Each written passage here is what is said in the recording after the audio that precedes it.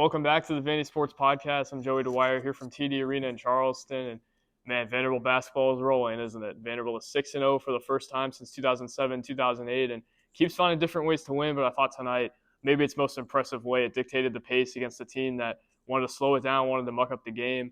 It wasn't that way, though. Vanderbilt really pushed it up and down, and against the nation's 11th ranked defensive team, shot at 51% and scored 76 points. Seton Hall had only allowed 66 points to a team this year. That was the most it allowed in any game, and that game went to overtime. And Vanderbilt went up and put 76 on it, shot at 50% or over 50% from the field, like I mentioned, made 10 threes, got to the line 12 times. I think the turnovers were the only real negative, but man, what a showing by Vanderbilt. I was expecting its defense would be solid today. I don't think Seton Hall can really score it, and I think that's what will really limit that team.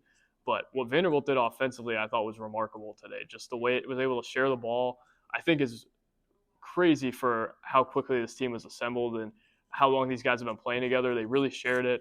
The ball was popping. They always got a good shot, it looked like. And when they got good shots today, I thought they went in more than maybe I would have assumed going into the night. I think a big reason for that, Tyler Nickel, 24 points, shot at 50% from the field, tied his career high. And he needed to pick it up tonight. There's no question about it. Had 4 points last night and said that he had some uncharacteristic bad outings. I think he was a little discouraged at times too, but he kept firing. And tonight, I thought he was a huge difference maker for this team. And this team has had a lot of guys step up and be difference makers. And maybe one of the more valuable things is it doesn't need a certain guy to do it every night. It doesn't need A.J. Hogarth to score 20 every night.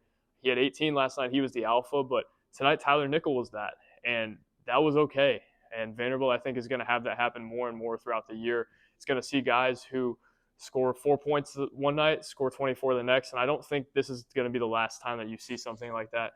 Nickel, I think, will round into shape a little more than he has. He even admitted to me there's been some shots that I normally make that I've missed throughout the first 5 games, and tonight shots finally went in. He's a career 39, or he's a 39% shooter last year from 3. This year only shooting at 33%. I think he's had pretty good looks, so I'm expecting that percentage to go up over the course of the year, and tonight I think was a huge start of that, but he was just such a huge difference maker tonight. Vanderbilt does not win this game without him, and they went up big early in the first half, and Tyler Nickel's points were the difference between their score and Seton Hall's score.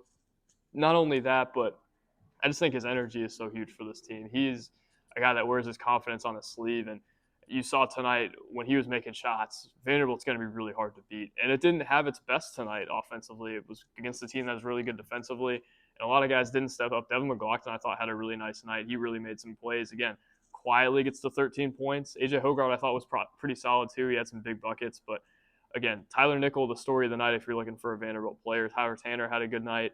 But really the story for me, Vanderbilt blows out a team that has really kept every game close. It's really limited every team it's played.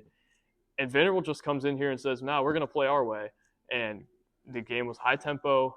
Vanderbilt did turn it over, but didn't seem intimidated by the physicality of Seton Hall, which I think a lot of teams would be. And, again, just finds a way to win decisively against a team that hasn't been won decisively against this year, right? That's a huge win for Vanderbilt and one that's going to help its tournament hopes. I don't know that the resume is going to be great after it.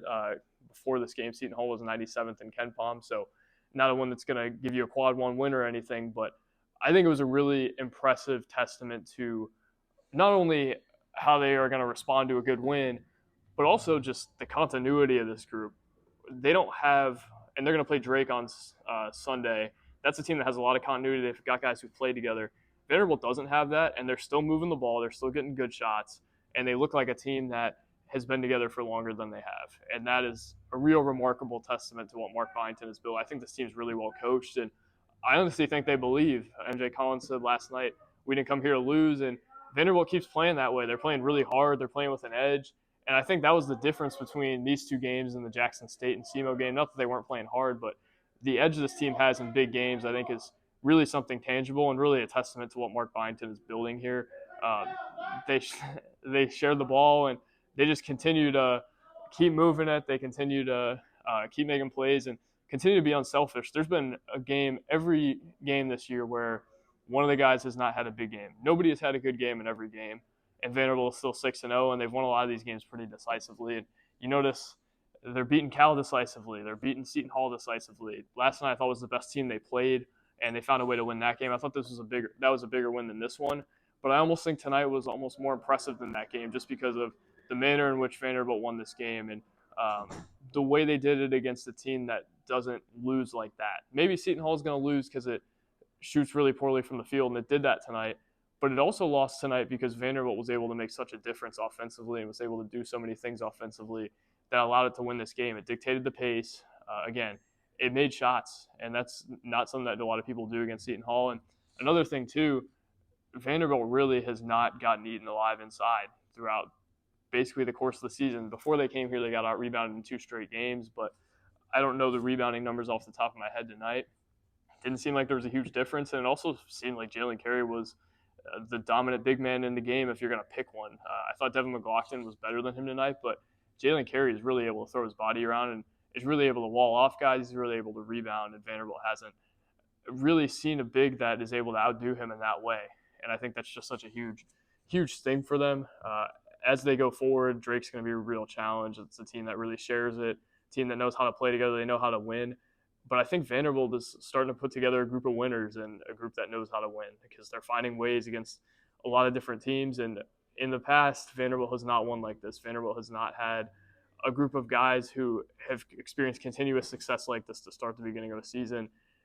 They've done it so far, and they are a team that I think is really dangerous and a team that could win this whole thing. And that only means so much, right? These teams that they're playing are not super top tier teams. There's only probably 1 or 2 tournament teams in this field, but if Vanderbilt wins in a field like that, what does that say about Vanderbilt? So I think they have a real opportunity on Sunday to go get it, but tonight, worry about tonight. Very impressive in its own right. Just like last night was, tonight was equally or more impressive, I thought. That's a team that has a lot of high major guys, a lot of guys who were highly touted recruits. And another thing, too, Seton Hall's best player, I think, only had 3 points tonight, so Vanderbilt really able to limit the stars of the other teams. Blacksher on Cal a few weeks ago. Tonight, Chauncey Jenkins.